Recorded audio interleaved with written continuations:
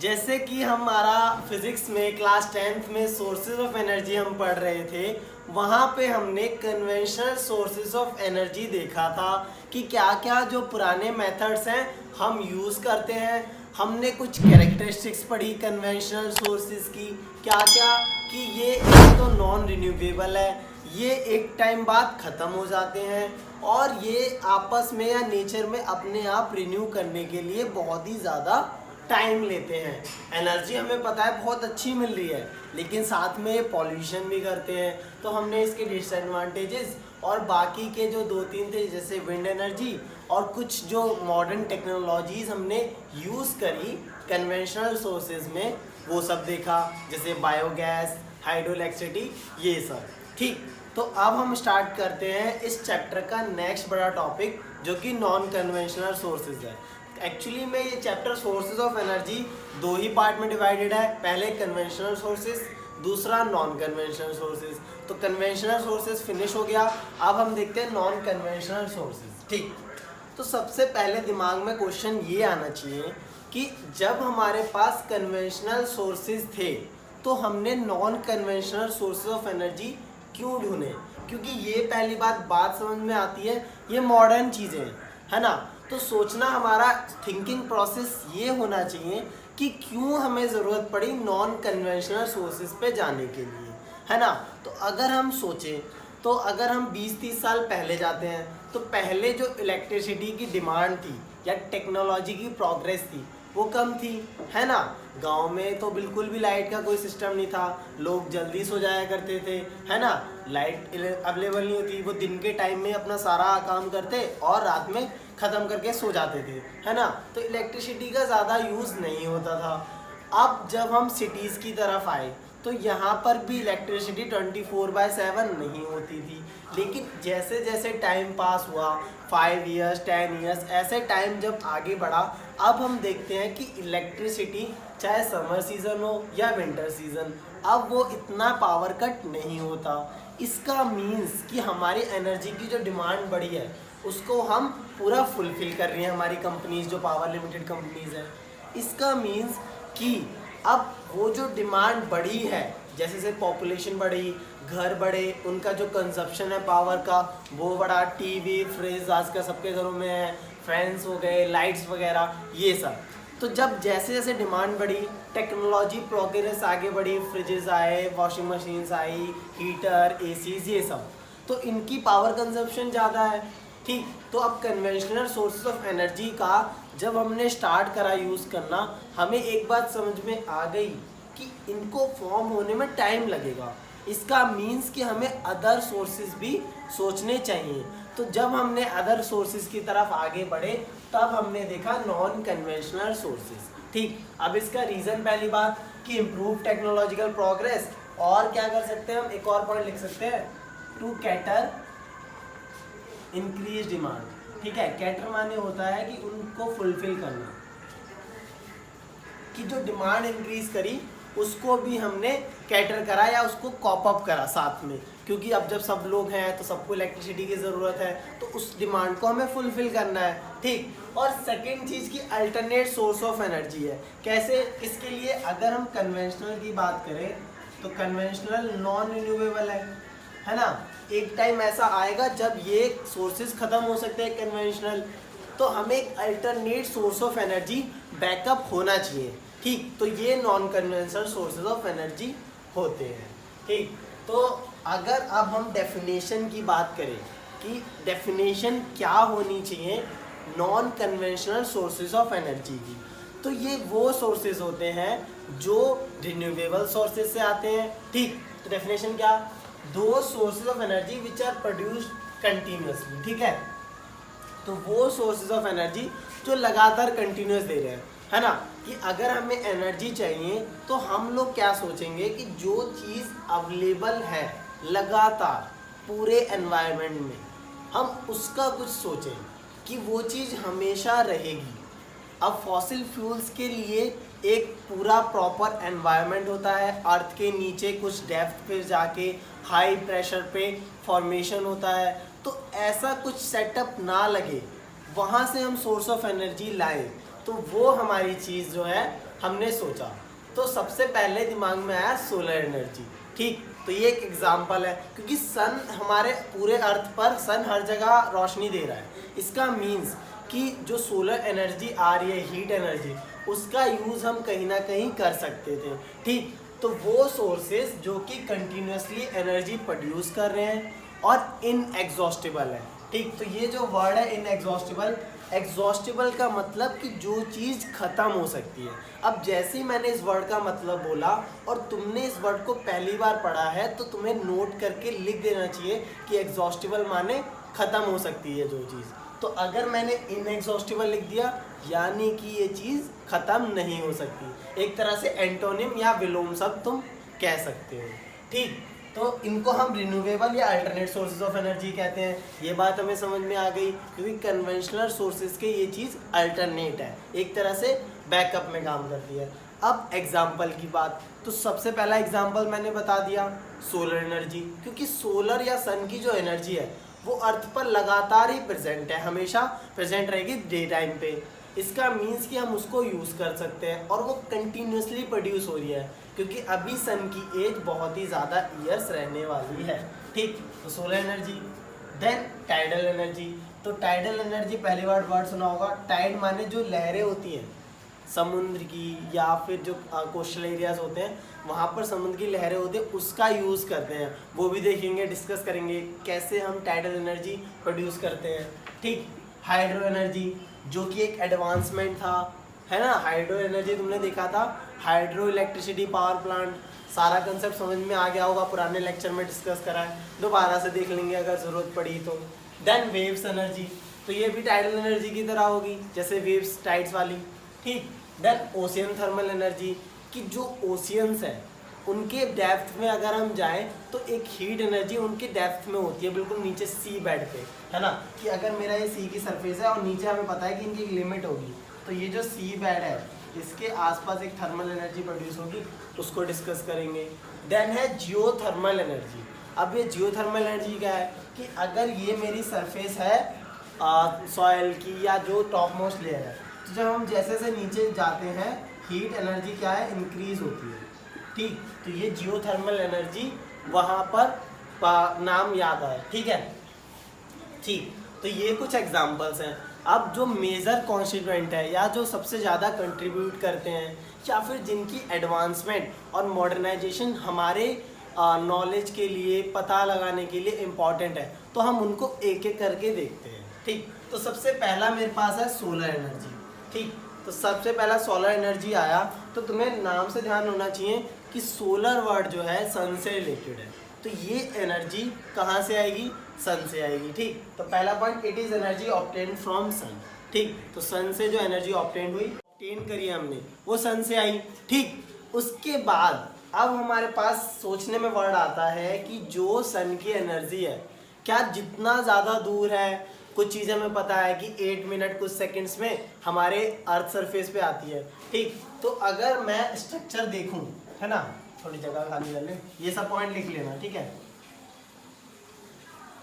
तो अगर हम अपना सोलर सिस्टम देखें तो यहाँ पर अगर सन प्रेजेंट है, ठीक, 8 प्लैनेट्स, हमारी अर्थ तीसरे नंबर पे आती है, मरकरी, वीनस, अर्थ। ठीक, तो सन से अर्थ तक आने में हमें पता है 8 मिनट्स और 43 सेकंड्स के आसपास, कोई एग्जैक्ट वैल्यू मेरे को अभी याद नहीं। ठीक, तो 8 मिनट्स 43 सेकंड टाइम लगता है सन की रेस को अर्थ तक पहुंचने में, जब अर्थ आता है। ठीक, तो इसका मीन्स कि अर्थ जो है, अब अर्थ का हम डिस्कस करें, देखो बीच रास्ते में कोई प्रॉब्लम नहीं, यूनिवर्स है, पूरा वैक्यूम है, कोई एयर नहीं है, एज इट इज़ जो है ग्रेविटी भी फील नहीं करता, है ना।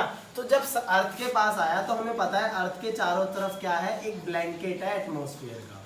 ठीक, तो जब सन की रेज यहाँ पर आती हैं, अब सन की रेज जब यहाँ पे आएंगी तो एक क्वेश्चन आता है दिमाग में, क्या सारी सन रेज हमारी अर्थ की सरफेस पे आ जाएगी, क्योंकि हम लोग तो सरफेस पे रहते हैं, ये बात तो हमें समझ में आती है। ठीक, कि हम लोग अर्थ की सरफेस पे रहते हैं, तो जब यहाँ पर लाइट रेज आएंगी तो पहले एटमॉस्फेयर के पास आएंगी। तो अगर तुम्हें याद आ रहा हो human eye and colourful world chapter में, हमने डिस्कस करा था कि जब सन की लाइट रेज आती हैं तो एटमॉस्फेयर क्या करता है, रिफ्रैक्शन करता है। जरूरी नहीं सन की रेज हो, स्टार्स की रेज हमने डिस्कस करा। यानी कि जब दूसरे सोर्सेज या बहुत ज़्यादा दूर जो सोर्सेज हैं वहाँ से अगर लाइट की रेज आती हैं तो उनका रिफ्रैक्शन होता है। इसका मीन्स कि कुछ चीज़ें जो है रिफ्लेक्ट बैक कर जाएंगी, कि हो सकता है जो लाइट यहाँ पे रिफ्लेक्ट कर रही है, यहाँ पे जो आ रही है वो कुछ वापस चली जाएंगी, है ना, और कुछ आएंगी। तो जब साइंटिस्ट्स ने इसका ऑब्जर्वेशन करा कि कितनी लाइट रेस एटमॉस्फेयर में एंटर करने से पहले थी और कितनी लाइट रेस सरफेस पे आ रही है, तो ये देखा गया कि 47% जो टोटल हीट एनर्जी है वो अर्थ के सरफेस पे पहुंचती है। कि अगर यहाँ से 100 हीट एनर्जी निकली तो यहाँ पर हम अगर खड़े हैं तो हमें 47 हीट एनर्जी मिलेगी, और जो बाकी की रिफ्लेक्ट हो जाएगी, रिफ्रैक्ट कर जाएगी, है ना, और 53 के करीब आधे से कम, देखो आधे से कम एनर्जी हमें ऑब्टेन हो रही है। अब ये चीज़ हमारे लिए फ़ायदेमंद भी है और थोड़ा नुकसान भी है। कि फ़ायदेमंद कैसे, कि अगर इतनी हीट अर्थ पे आ जाती और सारी हीट एनर्जी अर्थ ऑब्टेन करती तो अर्थ का टेम्परेचर बढ़ जाता, है ना, तो जो वाटर है वो बॉइलिंग करना स्टार्ट हो जाता, या बहुत सारी अलग अलग अफेक्ट होते, एक्वाटिक एनिमल्स में प्रॉब्लम होती, है ना। और हमने ओजोन लेयर का भी वो पढ़ा था कि ओजोन लेयर हमें हार्मफुल सन की यूवी रे से बचाती हैं, तो वो कहीं ना कहीं रिफ्लेक्शन का पूरा कंसेप्ट है। तो इस चैप्टर में ये ध्यान में रखना है कि अगर 100 एनर्जी 100 मान लो पैकेट 100 एनर्जी सन के पैकेट आए तो हमारे पास 47 पहुंचते हैं, उनमें से 53 या तो रिफ्रैक्ट बैक कर जाते हैं या एटमॉस्फेयर में ही रहते हैं। ठीक, देन जो थर्ड पॉइंट है कि यूनिवर्सल सोर्स ऑफ एनर्जी है। सन को हम यूनिवर्सल सोर्स ऑफ एनर्जी क्यों कहते हैं, तो जो ये यूनिवर्सल वर्ड है इसका मीन्स कि पूरे यूनिवर्स में, अगर हम यूनिवर्स की बात करें तो हमारे यूनिवर्स में क्या है, मिल्की वे गैलेक्सी है, सन है, हमारा ये सोलर सिस्टम मिल्की वे गैलेक्सी, ऐसी एक एंड्रोमेंडा गैलेक्सी है जो दूसरी एक गैलेक्सी है, वहाँ पे प्लैनेट्स हैं, वहाँ पे अपना स्टार है, सबसे नियरेस्ट स्टार अल्फा सेंचुरी है। तो जो भी हम यूनिवर्स अब तक जान पाए हैं, सन क्या है, यूनिवर्सल सोर्स ऑफ एनर्जी है। जो सन है वो हमारी मरकरी को भी एनर्जी दे रहा होगा, सेम वीनस को दे रहा होगा, ऐसे ही अर्थ को, इसके बाद हमारा मार्स, जुपिटर, ये सैटर्न, ये सब। ठीक, तो इसका मीन्स कि सन जो है यूनिवर्सल सोर्स ऑफ एनर्जी है। इसकी लाइफ बहुत ही ज़्यादा है, 1 बिलियन ईयर्स कहते हैं साइंटिस्ट। जैसे फॉर्मेशन हुआ इसका, अंदर इसकी रिएक्शन चलती रहती है, एनर्जी लगातार प्रोड्यूस होती रहती है। ठीक, तो यूनिवर्सल सोर्स ऑफ एनर्जी है। Fourth point, green plants convert solar energy to chemical energy. ठीक, तो हम अगर ये सोचें कि सोलर एनर्जी, अभी समझेंगे कि कैसे कंसेप्ट होता है, कैसे सिलिकॉन या हमने जो दूसरे वायर्स ब्लू कलर के सेटअप करे हैं, ब्लू कलर का तुमने देखा होगा सोलर एनर्जी सेटअप, तो कुछ थोड़ा बहुत आइडिया लेंगे ताकि जो हमारे कंसेप्ट बिल्डिंग है थोड़ी स्ट्रांग हो, है ना, कि अगर हम कुछ पॉइंट भूल भी जाएं तो समझ सके। ठीक, तो हाँ, इम्पॉर्टेंट बात क्या कि ये बात तो समझ में आ गई तुम्हें कि यूनिवर्सल सोर्स ऑफ एनर्जी है, लेकिन एक कंसेप्ट हम भूल रहे हैं कि जो प्लांट्स हैं वो क्या है, प्राइमरी प्रोड्यूसर होते हैं, है ना। अगर हम प्लांट्स की बात करें या ग्रीन प्लांट्स जो है हमारे पास, ये प्राइमरी प्रोड्यूसर होते हैं। प्राइमरी प्रोड्यूसर मतलब इन्हीं के ऊपर जो पूरी लाइफ है या फूड चेन, जो तुमने 9th क्लास में समझा होगा कि अगर हम एज ए ह्यूमन हम क्या फीड करते हैं, हमें न्यूट्रिएंट कहाँ से मिलेगी। अगर हम वेजिटेरियन है तो ग्रीन प्लांट से फीड करेंगे, नॉन वेजिटेरियन है तो मीट्स या एग्स या मिल्क, ये सब चीज़ें होगी।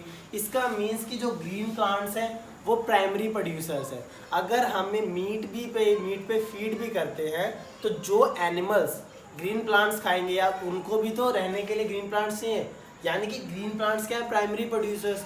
तो जो सन है वो सन की सोलर एनर्जी को केमिकल एनर्जी में कन्वर्ट करते हैं। अब इस प्रोसेस जो है सबसे तुमने स्टार्टिंग से ही जब से पढ़ाई स्टार्ट करी है तो पढ़ा होगा फोटोसिंथेसिस। ठीक, तो उसकी रिएक्शन भी तुमने पढ़ी होगी कि CO2 plus H2O in the presence of sunlight produce क्या होता है, C6H12O6 plus oxygen plus water. तो जो C6H12O6 तुमने पढ़ा वो स्टार्च, ग्लूकोज, ये सब तुमने चीज़ें समझी।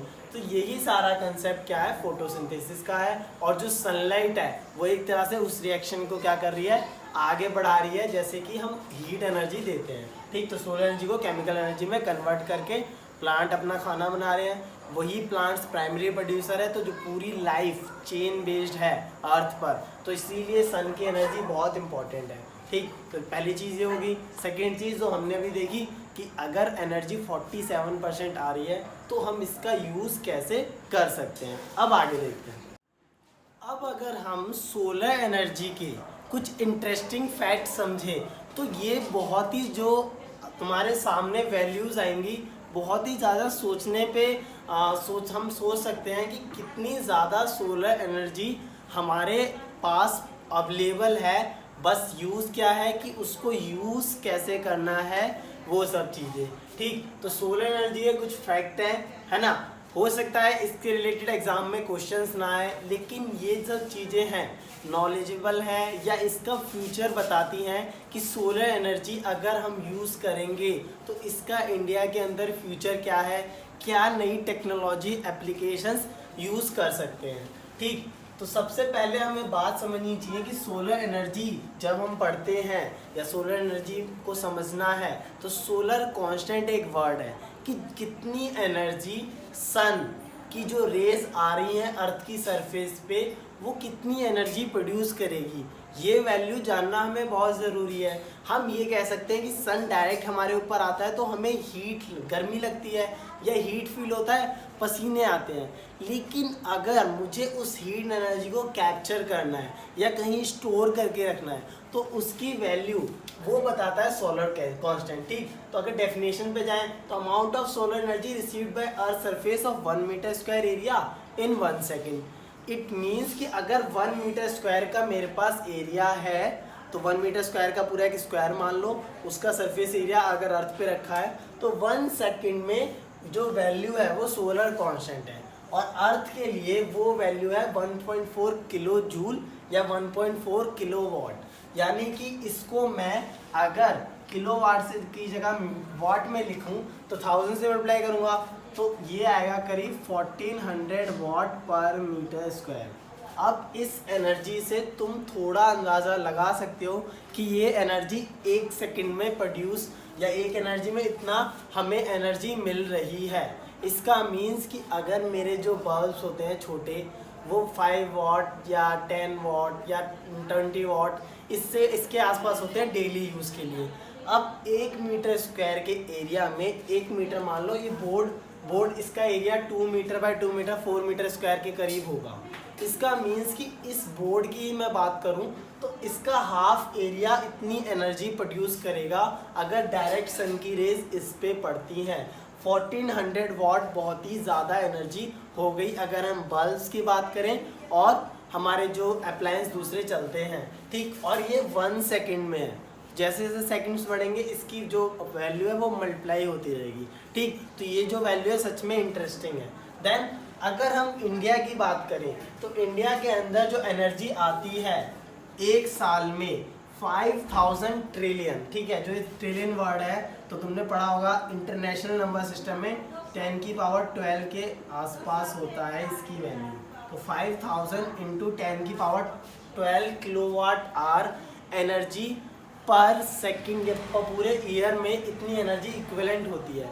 अगर हम एक नॉर्मल हाउस की बात करें जिसमें रेफ्रिजरेटर, वॉशिंग मशीन, एसी या हीटर वगैरह अप्लायंसेस हैं तो उनका जो मंथली एक्सपेंस होता है वो मैक्सिमम 1000 to 2000 किलोवाट आवर होता है, ठीक। तो ये पर हाउस होल्ड इतना है, तो इसका करीब 5000 और उसके बाद 10 की पावर 12 भी है। तो ये जो फैक्ट है कि इतनी एनर्जी हम अगर यूज़ करें कि अर्थ की सरफेस को मिलती है।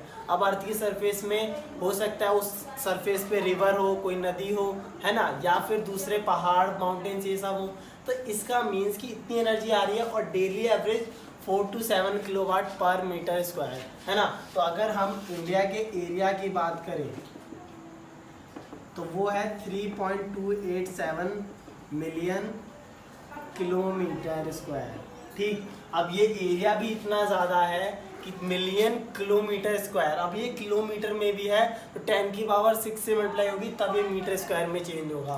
तो ये जो 3.287 0.7 देन 4 से मल्टीप्लाई, यानी कि बहुत ही ज़्यादा एनर्जी यहाँ पर हम यूज़ कर सकते हैं या एक तरह से हम रिसीव करते हैं अर्थ की सरफेस पे। इंडिया के एरिया के अंदर हमारी कंट्री की बात करें तो सन की रेज इतना एनर्जी प्रोड्यूस कर सकती हैं। तो अगर हम हर जगह सोलर पैनल्स लगाएं तो इतनी एनर्जी हम हार्नेस कर सकते हैं, यूज़ कर सकते हैं।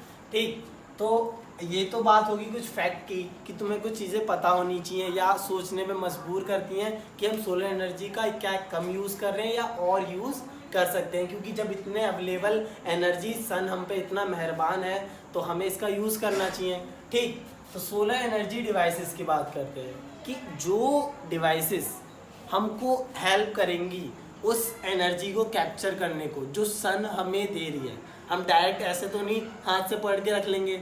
ठीक, तो जो solar energy devices help to harness का मतलब एक तरह से यूज़ करना होता है, ठीक, या कैप्चर करो सन्स एनर्जी। अब क्या डिवाइस हो सकती हैं?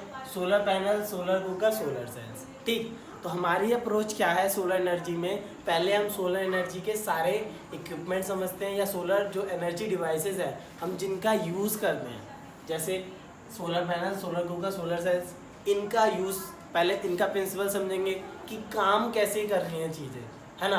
फिर खुद उनके पॉइंट्स या जो एडवांटेजेस, डिसएडवांटेजेस, लिमिटेशंस, ये सब देखेंगे, है ना। देन उसके बाद solar cells, then solar panels. ठीक, तो ये अप्रोच रहेगी। और लास्ट में हम देखेंगे कि सोलर एनर्जी जब हम इतने अच्छे फैक्ट है, इतनी सारी अच्छी चीज़ें हैं तो क्या एडवांटेजेस हैं और डिसएडवांटेज क्या हो सकते हैं। ठीक, तो स्टार्ट करते हैं हमारे सोलर एनर्जी डिवाइसेस को सोलर कुकर से। ठीक, तो सोलर कुकर वर्ड से मतलब पता चल रहा है कि कुकिंग के लिए यूज़ होगा। ठीक, तो सोलर कुकर में अगर हम सबसे पहले बात करें इसका जो इंस्ट्रूमेंट है या यूज़ हो रहा है, क्योंकि ये डिवाइसेस है तो इसके अंदर कुछ डायग्राम होगा जो पूरा एप्लीकेशन कर रहा होगा, है ना। तो इसमें क्या होता है, एक वुडन बॉक्स होता है। ठीक है, मैंने यहाँ पे कुछ रफ डायग्राम बनाया है। वुडन बॉक्स है, ठीक, बाहर से अंदर से from inner side painted black from inner side. इसका मतलब क्या कि अंदर की साइड से इसे ब्लैक पेंट किया गया है। क्यों? क्योंकि ब्लैक पेंट करा है तो वो जो ब्लैक कलर होता है वो मैक्सिमम सोलर रेडिएशंस एब्जॉर्ब करता है। तो वही प्रिंसिपल हमने यहाँ पे यूज़ करा है कि अगर हम वुडन बॉक्स है इसकी जो अंदर की सरफेसेस है ब्लैक पेंट कर दे तो हम इसका एनर्जी ज़्यादा एब्जॉर्ब करेंगे। ठीक, तो वुडन बॉक्स में क्वेश्चंस आप देखो, क्वेश्चंस यही बनेंगे कि ब्लैक ही क्यों। तो ब्लैक कलर लिख लो इस बात को, black colour absorbs the maximum radiations from the sun's rays. ठीक, तो ब्लैक कलर सबसे ज़्यादा रेडिएशन एब्जॉर्ब करेगा, इसीलिए वुडन बॉक्स को हमने ब्लैक पेंट करा है। ठीक, उसके बाद और क्या चीज़ें होती हैं, तो सेटअप में वुडन बॉक्स हो गया, एक ऊपर ऐसे लगा दिया। ठीक, अच्छा, इसके बीच में क्या है, कंटेनर रखा है। कंटेनर के ऊपर हमने क्या लगाई है, एक ग्लास शीट या ग्लास शील्ड। ठीक, अब ग्लास शील्ड का काम क्या है, ये जो सन की रेज है उसे ट्रैप कर लेगी। मतलब जो चीज़ आएगी अब वो अंदर ही रेज आती रहेंगी, आ तो सकती है पर जाने में उनको चाहिए रिफ्रैक्शन करना पड़ेगा। तो आना उनके लिए आसान है, पूरा एनवायरनमेंट अच्छा देती है कि जो सन की लाइट की रेज आई। ठीक है, आप देखो ग्लास शीट समझ में आ नहीं आती, कोई प्रॉब्लम नहीं, पहले रिफ्लेक्टर समझेंगे। अब रिफ्लेक्टर का काम क्या है, ठीक है, तो ये चीज़ तो हट होगी, थोड़ा क्लियर कर लें, फैक्ट वगैरह ये सब लिख लेना, अच्छे से नोट्स बनाओ, क्योंकि कोई अगर क्वेश्चन पूछे कि सोलर एनर्जी ये सब वैल्यूज़ तुम्हें पता होनी चाहिए। ऐसे नहीं हवा में बोल दो कि बहुत ज़्यादा एनर्जी आती है, बहुत ज़्यादा हीट आती है, सन बहुत गर्म है, समर सीजन में तो तेल निकल जाता है। ठीक, तो वैल्यूज़ ध्यान में रखो कि क्या क्या वैल्यूज़ हो सकती हैं। सन, ठीक, अब सन की रेज आएंगी। ठीक, अब अगर मैं डायरेक्ट रख देता हूँ, मान लो यहाँ पे रिफ्लेक्टर नहीं था, ठीक, एज इट इज़ है, तो सन की रेज आई डायरेक्ट आ रही है, लेकिन अब सन की पोजीशन लगातार चेंज होगी, एक बात समझ में आती है। दूसरी बात कि अगर मुझे एक पर्टिकुलर जगह पे चाहिए, अब इस पूरे बॉक्स में आएगी, लेकिन मुझे पूरे बॉक्स को गर्म करके करना क्या है, मुझे तो जो अंदर कंटेनर में खाना रखा है या कुछ भी चीज़ कुक करनी है, हीट करनी है, उसका यूज़ क्या है। तो हम ऐसे डायरेक्ट ना करके हम क्या करते हैं कि ऐसा एक रिफ्लेक्टर यूज़ करेंगे, है ना। अब रिफ्लेक्टर का वर्ड आया, अब रिफ्लेक्टर का काम आएगा। वापस जाते हैं हम हमारे चैप्टर लाइट वाले में, जहाँ पे हमने रिफ्लेक्शन और रिफ्रैक्शन पढ़ा था। तो रिफ्लेक्टर का मतलब क्या कि जो लाइट की रेज को रिफ्लेक्ट करे, ठीक है। तो सन की ये लाइट रेज आएंगी, अब ये इन्हें रिफ्लेक्ट करेगा, ठीक है। ये पाथ है, सन से लाइट रेज आई और यहाँ रिफ्लेक्ट करेंगी इन कंटेनर पे, ठीक है। एक और लाइट की रेज ऐसे, इसका मीन्स कि लाइट की रेज कंटेनर पे आ रही है और कंटेनर हीट अप होगा। अब रिफ्लेक्टर ने क्या करा है, अब यहाँ पर रिफ्लेक्टर क्या यूज़ कर सकते हो, प्लेन मिरर, और उसका काम क्या, उसका काम सन की रेज को रिफ्लेक्ट करना हमारा जो कंटेनर है या जो बॉक्स है उसके अराउंड, क्योंकि हमें एक तरह से कन्वर्ट चाहिए। अब देखो प्लेन मिरर का हमने यूज़ करा, ठीक है, तो प्लेन मिरर यूज़ कर सकते हो। और क्या चीज़ें सोच सकते हो, अपना सोचने का समझो कि प्लेन मिरर तुमने यूज़ करा तो डायरेक्ट रेज आ गई। एक और चीज़ तुम यूज़ कर सकते थे कि अगर मैं कॉनकेव मिरर यूज़ करता, तो लाइट वाले चैप्टर में दोबारा जाओ। कॉनकेव मिरर में हमने क्या समझा था कि कॉनकेव मिरर फोकस कर देता है लाइट्स को। अगर अब सन देखो इन्फिनिटी पे ऑब्जेक्ट है, तो ऑब्जेक्ट से लाइट इन्फिनिटी से आ रही है, तो ऑब्जेक्ट की लाइट इन्फिनिटी से आ रही है, तो कॉनकेव मिरर उसकी लाइट रेज को अपने फोकस पे कन्वर्ज करेगा। यानी कि अगर मुझे सन की लाइट रेज बहुत ज़्यादा चाहिए, गर्म करने के लिए चाहिए, तो मैं इस प्लेन मिरर की जगह यहाँ पर कॉनकेव मिरर भी यूज़ कर सकता हूँ, ठीक है। कि अगर मैं जो मेरा कंटेनर है या जिसको भी हीट करना है उसको अगर मैं फोकस पे रखता, तो जो सारी लाइट रेज है वो सीधा फोकस पे ही कन्वर्ज होती। प्लेन मिरर सिर्फ रिफ्लेक्ट करेगा, जैसी लाइट रेज आएंगी एज इट इज़ भेज देगा, लेकिन कॉनकेव मिरर फोकस एकदम एक पॉइंट सोर्स बना देगा। ये बहुत ही ज़्यादा इंपॉर्टेंट है कि अगर हमें हाई टेम्परेचर चाहिए, ठीक, तो कॉनकेव मिरर भी यूज़ कर सकते हैं। अब इस रिफ्लेक्टर ने ग्लास शीट पे उसको रिफ्लेक्ट करा, ठीक। अब लाइट की रेज ग्लास शीट के लिए आ रही है इस रिफ्लेक्टर से। देखो पहले सन से आई, अब यहाँ पे आई, अब लाइट की रेज की डायरेक्शन ये है ना। 3D डायग्राम समझ में आ रहा है, इस पर रिफ्लेक्ट करके इसकी तरफ आई। अब ग्लास शीट से लाइट जो है रिफ्लेक्ट करके अंदर जाएगी।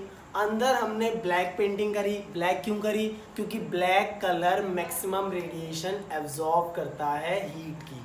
जैसे CO2 गैस क्या करती है, हमने ग्रीन हाउस इफेक्ट में पढ़ा कि वो हीट को ट्रैप कर लेती है। सेम ऐसा ही अगर हम कलर्स की बात करें तो black colour maximum radiation absorb करता है सन की रेज की या लाइट रेज की, ठीक। तो ये तुम्हारे पास आ गया, हीट एब्जॉर्ब होगी। अब ग्लास शीट ट्रैप करके रखेगी, पूरा एनवायरनमेंट टेम्परेचर इंक्रीज करेगा और जो अंदर कुकिंग है वो बहुत अच्छे से होगी, ठीक। तो ब्लैक कलर का सिग्निफिकेंस है, ब्लैक कलर तुम्हारा एवापोरेशन चैप्टर में भी आएगा, या तुमने समझा होगा कि हमें समर सीजन जैसा अभी है तो ब्लैक कलर क्लोथ नहीं पहनने चाहिए गर्मियों में, क्योंकि वो सबसे ज़्यादा हीट एब्जॉर्ब करेंगे, तो तुम्हें ज़्यादा हीट फील होगी क्योंकि मैक्सिमम रेडिएशन एब्जॉर्ब कर रहे होंगे ब्लैक कलर। हमें एडवाइस दी जाती है कि लाइट कलर्स कपड़े पहने, जैसे वाइट कलर हो गया या हल्का रेड, इस टाइप के कलर जो ज़्यादा डार्क ना हो, ताकि वो कम से कम रेडिएशन एब्जॉर्ब करें और ज़्यादा से ज़्यादा रिफ्लेक्ट करें, ठीक। तो तुम्हारे पास अगर दो कलर है, वाइट और ब्लैक, ठीक, और यहाँ पर तुम लाइट रेज डालो तो वाइट क्या करेगा, रिफ्लेक्ट कर देगा आसानी से, और जबकि ये क्या करेगा, एब्जॉर्ब कर लेगा, ठीक। और अगर समर सीजन है तो तुम चाहोगे कि वो एब्जॉर्ब ना करे क्योंकि तुम्हें हीट फील होगी, गर्मी लगेगी, लेकिन वाइट हो तुम चाहोगे रिफ्लेक्ट करे, अच्छा रहेगा हमारे लिए। अब जस्ट विंटर सीजन में ठीक ये बात उल्टी हो जाती है। तो आज के बाद कभी भी ब्लैक कलर का या ब्लैक कलर पेंट का समझो तो कहीं ना कहीं उसका यूज़ क्या है कि उस सन की लाइट रेज या जो भी लाइट रेज है उसको ट्रैप करना है, मैक्सिमम रेडिएशन एब्जॉर्ब करना है, ठीक। डेली लाइफ में भी चीज़ें ऑब्जर्व करो, अपने आप रिलेट कर पाओगे, क्योंकि साइंस जो है और खासकर फिजिक्स, तो वो तो पूरा जो नेचर में चीज़ें हमें पता लगी हैं उन्हीं को हमने कुछ कंसेप्ट बनाए, उन्हीं को हम यूज़ कर रहे हैं, ठीक। तो सोलर कुकर का कंसेप्ट पूरा ये है ना। तो अब हम इसकी एडवांटेजेस देखते हैं, है ना। तो एडवांटेजेस में क्या क्या चीज़ें आ सकती हैं, पॉइंट्स देखेंगे, देन लिमिटेशंस देखेंगे। अब अगर सोलर पैनल डिस्कस करा तो जब सब चीज़ें समझ में आ गई तो इसके डिसएडवांटेजेस या एडवांटेजेस समझ में हम समझ सकते हैं। कैसे कि अगर मैं बात करूं एडवांटेजेस सोलर कुकर के क्या हो सकते हैं। पहली बात, ये कोई पॉल्यूशन किसी टाइप का नहीं कर रहा, है ना, कि हम जो सोलर एनर्जी यूज़ कर रहे हैं उसी को रिफ्लेक्ट करा रहे हैं प्लेन मिरर से और ग्लास शीट उसे ट्रैप कर रही है। ब्लैक कलर भी हमने लगाया है मैक्सिमम रेडिएशन एब्जॉर्ब करने को, और हमारा जो कुकिंग है वो आसानी से हो रही है, ठीक। तो it does not cause air pollution, पहली बात। दूसरी बात, इट सेव्स फ्यूल। इसका मीन्स कि हम अपने घरों में या तो एक गैस पाइपलाइन होती है उसका यूज़ करते हैं, या फिर सिलेंडर्स आते हैं एलपीजी लिक्विफाइड पेट्रोलियम गैस के, जिसको हम कुकिंग पर्पसेस के लिए यूज़ करते हैं। तो इसके अंदर फ्यूल भी हमें बच रहा है ना। Then food is cooked slowly, the nutrients does not get destroyed. अब ये जो चीज़ है ये बायो से रिलेटेड है कि हमारा जो फूड है उसमें न्यूट्रिएंट्स होते हैं, है ना, जो हमारी बॉडी के लिए ज़रूरी है, कार्बोहाइड्रेट, फैट, प्रोटीन, विटामिन, ये सब। अब अगर खाना एकदम से टेम्परेचर हम बढ़ा दें तो जो न्यूट्रिएंट्स होती है वो ख़राब हो जाती है, डिस्ट्रॉय हो जाती है।